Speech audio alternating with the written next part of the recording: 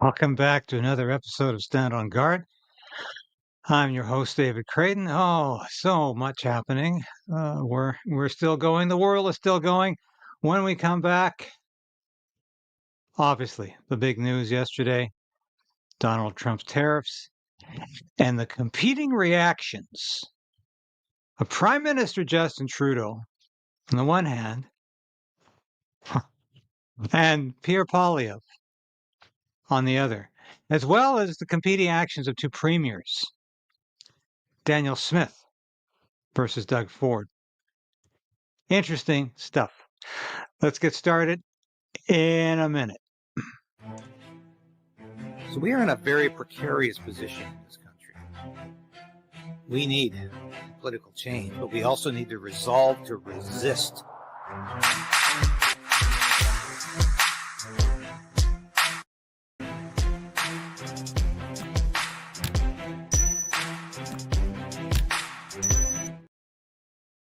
Yes, Sasha the cat always said, please like the station.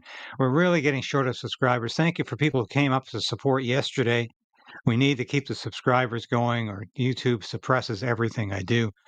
It's a daily battle because, as I always say, you want to giggle at clips.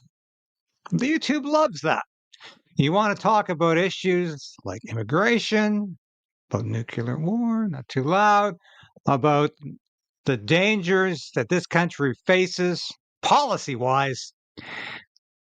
YouTube doesn't want to talk about that. So what I want to talk about today is what Donald Trump said and the competing reactions here.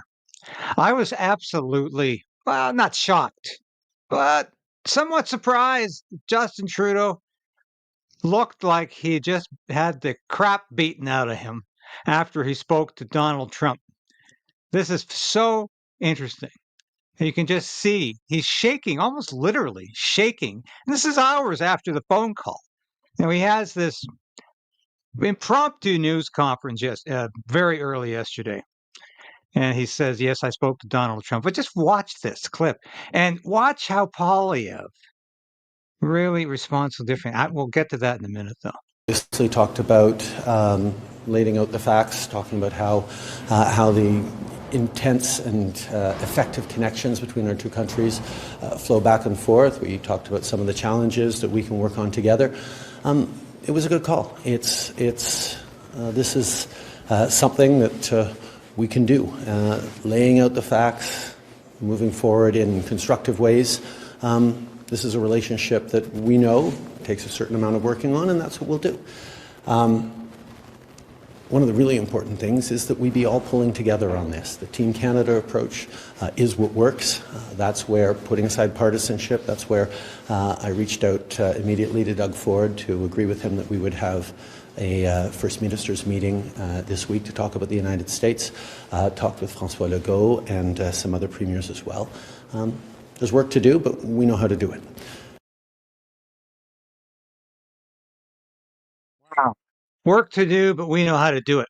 This is a announcement, if you will, that is a bunch of talking points pasted together, pulling together. We have work to do. Really good call. Team Canada. He didn't say pulling up her sleeves. Lots of challenges. Said absolutely nothing in terms of what he intends to do. It wasn't a really good call for Justin Trudeau. It was a horrible call for Justin Trudeau because Donald Trump laid down the law. Stop letting human smuggling occur at your border. Stop letting drugs go through. Now, the idiots at CBC can't figure this out. What's Trump's price for averting tariffs? He didn't tell Trudeau. BS. Of course he told Trudeau. It's obvious to everybody. He wants Canada to tighten up its border, get an immigration policy that works, stop letting drugs get through, stop letting terrorists get through the border, start being responsible. It's very simple. So Trudeau isn't getting it or isn't admitting he's getting it. He was just as bad in question period yesterday. I'm not going to show the clips because we could go on all day with this. He was just as stuttering. He was just didn't seem to have his perspective, didn't seem to be able to focus, was there for about 4 questions. For Poilievre, 2 in French and 2 in English. He was not there for the rest of the. He was visibly shaken. I don't know how else to put this. He looked scared, like the jig is up, my friends. And all he can do is paste together a bunch of talking points. They're not even talking points; they're phrases, and it doesn't mean anything. What we can do. Poilievre, on the other hand, thought about this. He was late for his news conference yesterday. I was covering this yesterday morning. He was late. Reporters were kept waiting for about a half an hour. Drove me crazy that he came out and delivered his speech in French first. I'm sorry, this is more relevant in English first. The vast majority of Canadians speak English. English should have been delivered in English first. However, I'm going to say that because I want to say it. I don't care if that offends people who think Pierre can do no wrong at any time. I'm going to say it was probably the best political speech Pierre Poilievre has ever delivered. Fantastic speech. When he finally got to the English, I thought, great. Yes, I listened to the French, but I thought a lot of people are going to be turning this off because they're going to get frustrated. But it was a great speech. And Poilievre gets it. He understands that Canada's got to change, that the election of Donald Trump meant change for Canada too. Justin Trudeau doesn't get this. He thinks he can still keep playing his game, keep going to Taylor Swift concerts, boogieing away, trading friendship bracelets with little girls, and it's all going to stay the same. Keep pretending he's spending money on national defense when he ain't. Get the border open. Keep inviting asylum seekers, as they're called, into Canada. Keep inviting the refugees to come here. Keep the open border. Keep the nonsense going. Keep the bullshit, excuse my language.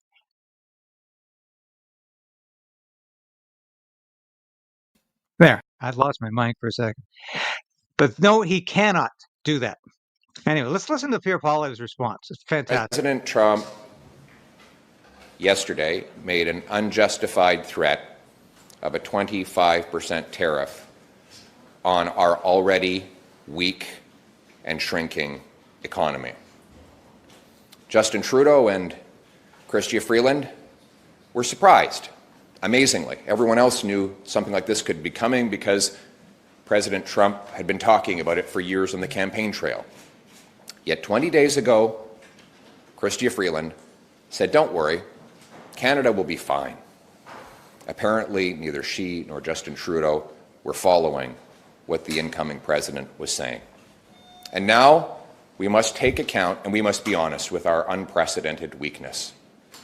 After 9 years of Prime Minister Trudeau, our GDP is smaller than it was when he took off, per capita is smaller than it was when he took office. In fact, our per capita GDP has dropped more than any other G7 country since the year before COVID. We have the most indebted households. We've had the worst housing inflation. A quarter of our people are in poverty. 2 million people line up in food banks. Food prices have risen 37% faster in Canada than in the United States of America. Our economy is teetering on the brink of collapse. That was the line I used in my story yesterday. That's the key phrase.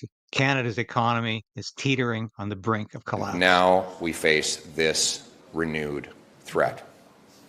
We need a plan to put Canada first on the economy and on security. And of course, that was the keynote for every question yesterday in the House of Commons. Thank God they've got a slogan that actually makes sense now. Canada first. Not, and I'll say this again, it's not Team Canada. Team Canada is Trudeau's Canada. Canada first is your Canada.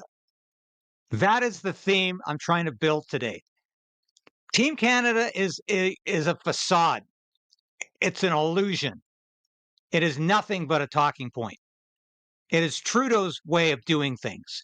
Canada First is not about Pierre Poilievre or necessarily just the Conservative Party of Canada. It's about all Canadians, and it's about doing it right.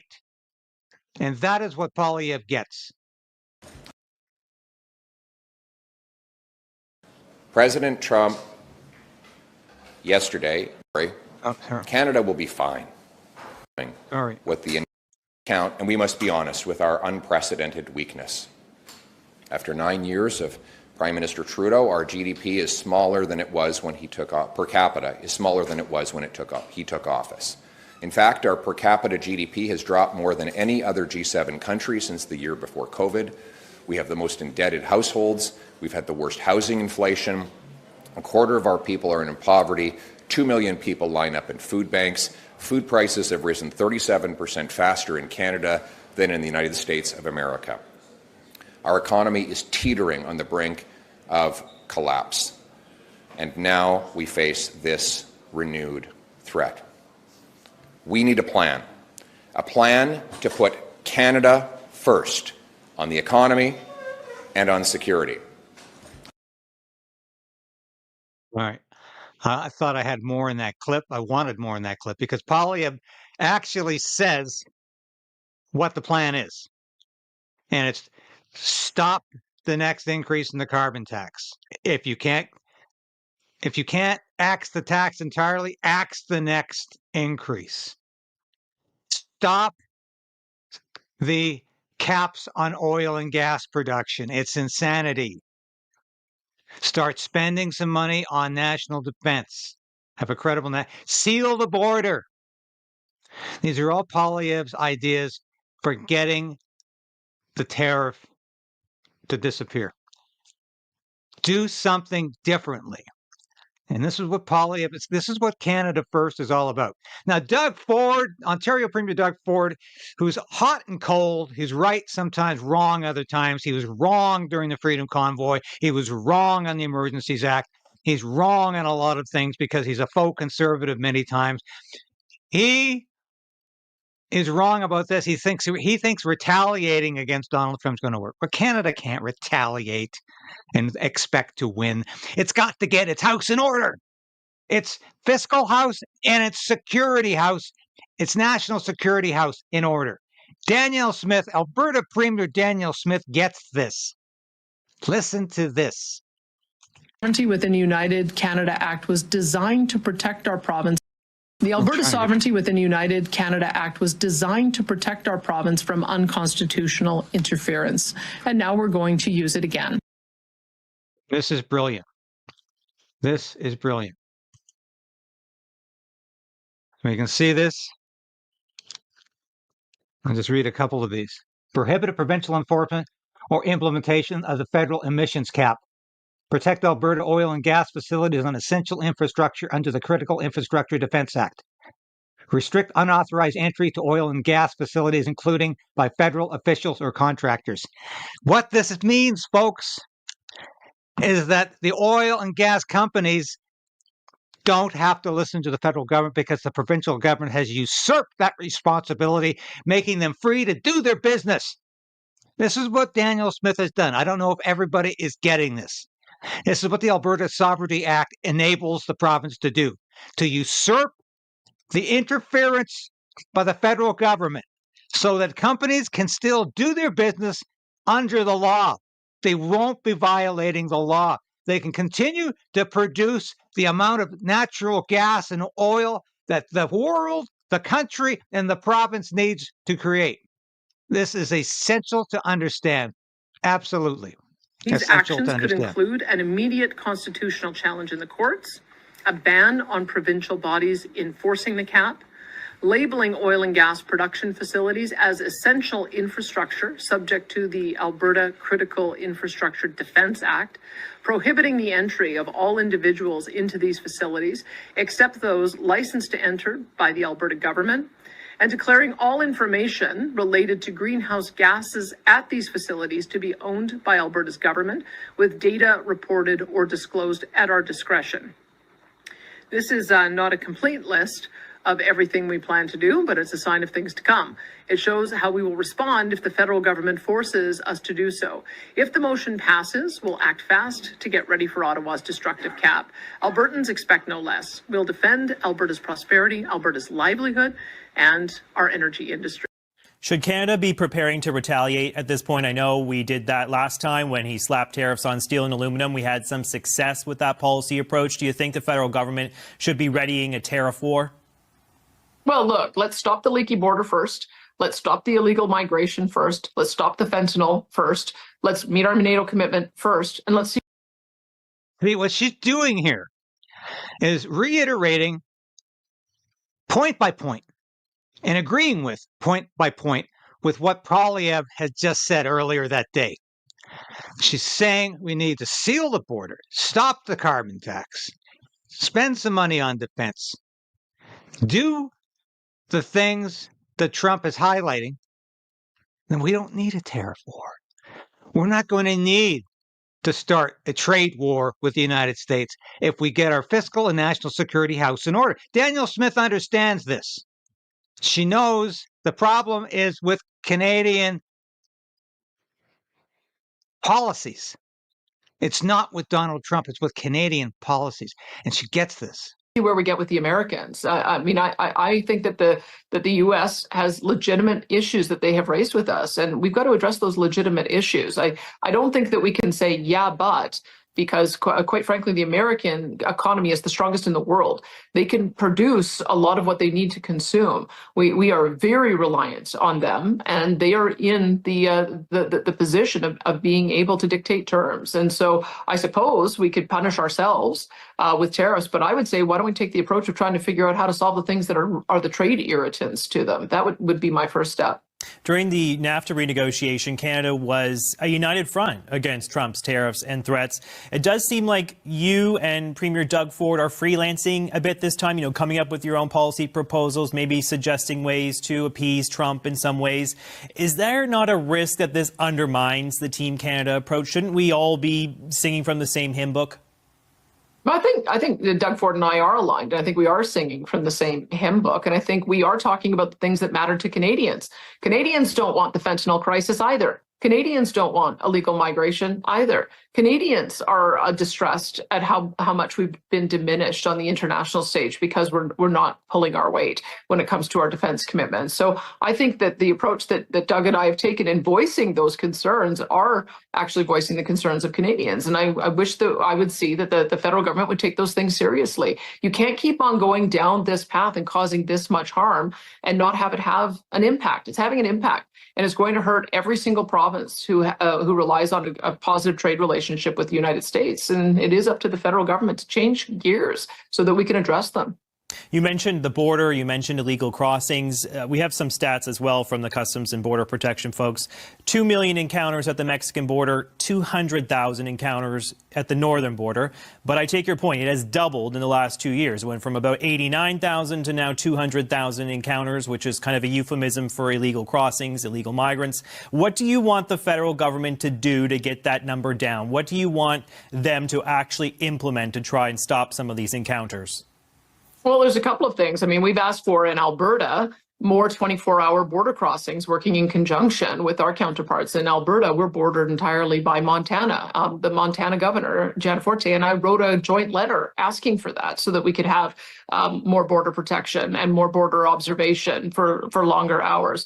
We need a dedicated border patrol team that may include, since we've got such a long border, maybe it includes some drone technology so that we're able to monitor what is happening, where the sites of entry are. When we apprehend people, we need to send them home. We need to deport them. So I would say that those are the kind of things that we're expected to see. And it sends a very bad message to cut hours. I mean, before we get into this one, this is fascinating because, of course, I don't have a lot of time for the Bloc. I've said why, but I find it fascinating that Bloc MPs have been until Poilievre made his very stunning announcement yesterday. One of the few people to stand up and say that the border is so porous, that illegals are streaming through, and why isn't the federal government doing anything about it? But one more comment about what Danielle Smith says. it's not Team Canada. Team Canada is Trudeau's Canada. Team Canada is Trudeau's way of evading the problems in Canada. Canada first is what Danielle Smith is talking about here. She is echoing what Pierre Poilievre said. The new phrase for all of us is Canada first. And where have we heard something similar? America first. Look after the interests of your own nation first, and then you can get along with the nation next to you. Because it's in my interest, it's in your interest, it's in Canada's interest, as Danielle Smith just said, to seal the border, to stop fentanyl from coming across the border, from stopping illegals from coming across the border, from having a national defense that's credible so we can at least defend Canada, not Ukraine, defend Canada. And I find what this MP says very interesting. Border crossings, except for the smugglers. It suggests that the border could be even less watertight than it is today. The message Ottawa should be sending is to deploy resources in support of agents and the RCMP. Tracking smugglers at the longest land border is a game of cat and mouse. And when the cat's away, the mice will play. When Quebec sends the Quebec police to take over border management from the federal government, is it really time to cut back on border services? The Honourable Minister of Public Safety. On the contrary, Mr. Speaker, it's the time to support our RCMP and services and border services to work with. We've always done with authorities, with police in Quebec. It's a joint effort between Canada's law enforcement and our U.S. partners, and that's exactly what our government has done since the beginning. We are going to reverse the Conservative cuts with respect to the RCMP and border services, and we're going to continue to invest more to ensure that they have the necessary resources to do their important work. And it goes both ways, because I think what the Americans are... I have to interject here. It's Dominic LeBlanc, looking as usual like he just got off a three-day bender, trying to say it's Stephen Harper's fault the border's porous. Conservative cuts that the Liberals haven't noticed for 9 years. He said this just before, a couple of days before Poilievre made his stunning announcement yesterday, which I say is probably the best political speech. And I wish I had more of it today to show you. I really wanted, because I was impressed. I thought this was a seasoned, intelligent, focused, articulate, and well thought through response to Justin Trudeau's complete idiocy. Justin Trudeau gave you a word salad. Justin Trudeau gave you, I am so shaken I can't express myself. Pierre Poilievre thought about what to say, and he said it well. Observing, and your numbers show it, is that people have been coming to Canada with the purpose of sneaking into the United States. That's why we've gotten the attention of the border czar. Is he's realizing that if they don't stop this, it's going to continue to get worse and worse. And it's up to us to be a good neighbor and to make sure that we continue to have the longest undefended border by doing what we can to prevent that flow. Yeah. You see, encounters, as the CBC reporter, I can't believe he actually admitted, encounter means illegal crossing. That's another euphemism that these idiots like to use. Idiots meaning the politicians, the CBC, and the people who are supporting illegal immigration. It's an encounter. Look at this increase here. And I tell you, I got one more slide. I got one more to show you at the end of his. That's shocking. What can he do to smooth things over? Well, look, I'm going to lead from Alberta's interests. Alberta knows that we are the solution to the American energy security issues, and that is our strongest bargaining point. But we can't be bargaining from that position with things like an emissions cap and a production cap hanging over our heads. We can't be talking about how we're going to remain competitive if tariffs do come in, if he's continuing with a carbon tax that's going to add 61 cents a liter onto gasoline and diesel, and the capital gains tax tax changes that he's making, we are just going to see a flow of businesses that are leaving from Canada and going into the United States. He needs to understand how serious it is, the policy measures that he's taken, and do a quick reverse on a number of them, meet the Americans in the areas where they are concerned, alleviate those concerns, and then hopefully we can get on to talking about trade issues, because I think that that's what's happening, is the trade issues and the security issues are getting intermingled. We've got to address the security issues before we can have a reasonable discussion about trade. Very intelligent response. I think she's dead on. Once again, I don't always agree with Danielle Smith. I've known Danielle Smith for 30 years. I think she's 30 years or 20, anyway, decades. She's usually dead on with these issues. But Mark Miller, our immigration minister, is probably the worst dunderhead who's ever occupied that job.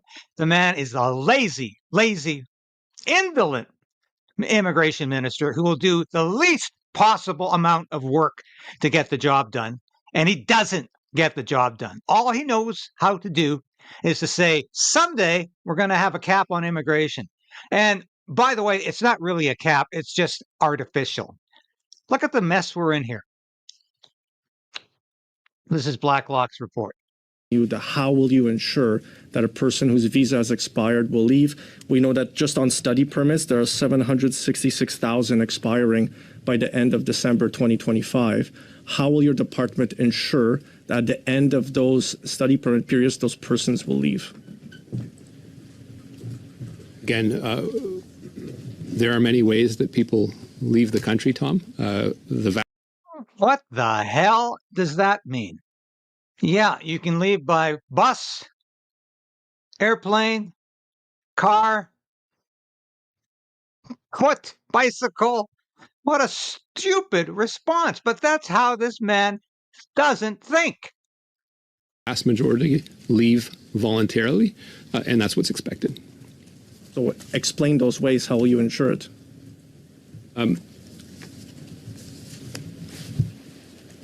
In the vast majority of cases, those people that have come here temporarily and do not have the right to stay, in fact, leave. Close the start. ਸਤਿ ਭਾਈ ਸਾਰੇ ਨੂੰ ਭਈ ਅੱਜ ਮੈਂ ਬਣਾ Montreal ਤੇ New York city America में enter होया आकाश भाई के थ्रू भाई बहुत सेफ रास्ता 35 मिनट का रास्ता मैंने अच्छी तरह गाइड करा भाई जमी सेफ रास्ता जिस किसी मेरे वीर ने भाई अमेरिका जाना होवे कनाडा तो. So you're probably saying, what the hell is this? These are some of the folks who don't want to leave Canada and are saying, here's how you can get into Canada or the United States. Here's the back channel. Here's the back way. So they're putting this on Instagram and saying, give me a call. You want more information about how to get into Canada or the United States? I can help you out. And the idiot Mark Miller is saying, oh, everybody's just going to leave voluntarily. We got 5 million people who are here temporarily. And Mark Miller thinks they're all just going to say goodbye. भाई आकाश भाई ਨੂੰ ਜਰੂਰ contact ਕਰਿਓ ਧੰਨਵਾਦ ਜੀ ਸਾਰਿਆਂ ਦਾ. Oh yeah. Give me a call on Instagram and we can do something for you. That's incredible. Anyway. What is the lesson here, folks? The lesson here is that Donald Trump has dared to link policy issues with tariffs. He's dared to link security with fiscal issues. He's dared to say, Canada, get your fiscal house in order and your national security house in order, or there's going to be consequences because you not having either of those houses in order is impacting the United States. So how do I deal with that? I threaten the tariff. That's what he's doing. And that's what's happening. Justin Trudeau doesn't get it. He's running like a scared mouse, which is what he is. He's running for cover. He's talking about Team Canada, and he hopes all the premiers line up behind him because he's gutless. Or we can go Canada first, that Pierre Poilievre is articulating. That's the strategy we need to go to, because that's the only thing at this point that matters, is saving Canada from Justin Trudeau and his policies. Danielle Smith gets it. Pierre Poilievre gets it. Doug Ford might be getting it. He's getting a little bit sideways on retaliation. We need we need to get Canada fixed before we start retaliating. And then there won't be a need to retaliate. We get Canada fixed. Canada first, Canada fixed. I like them both. We make that happen. There's not going to be a tariff war. There's not going to be a trade war. And everybody benefits. This is a very interesting moment in time here. Pierre Poilievre has really, and like I say, I'm never in the bag for any party or politician. You know who I favor. But Poilievre has put his finger right on the pertinent facts and the pertinent point here, which is this is all about Justin Trudeau ignoring reality. Justin Trudeau will no longer be able to tax with impunity, to cut oil and gas production for his extremist environmental agenda. He will no longer be able to impose his ideology on Canadians. He will no longer be able to cut national defense and pretend he's not doing so. He will no longer be able to keep an open border and say, oh, it's Stephen Harper's fault we have an open border. This is a reality check for Justin Trudeau. Pierre Poilievre and Daniel Smith are forcing this reality check on Justin Trudeau. Poilievre and Smith are forcing Justin Trudeau to wake up, I hate to use it, and smell the coffee. They're forcing Justin Trudeau to act responsibly. I don't know how much longer Justin Trudeau has to act responsibly. He needs to step down as Liberal leader and Prime Minister of Canada. We need a snap election. But if that doesn't happen before January 20th, 2025, when Donald Trump becomes president of the United States, Justin Trudeau needs to get with reality in the meantime. That's all I've got for today. We'll be back again tomorrow with all the news you need to know. And please, have a look at our store. I'm not going to run the ad. Have a look at our store. Get one of these hoodies for Christmas. In fact, why don't I run the ad at the end here? Because please, have a look at our store today. Ho, ho, ho, ho, ho!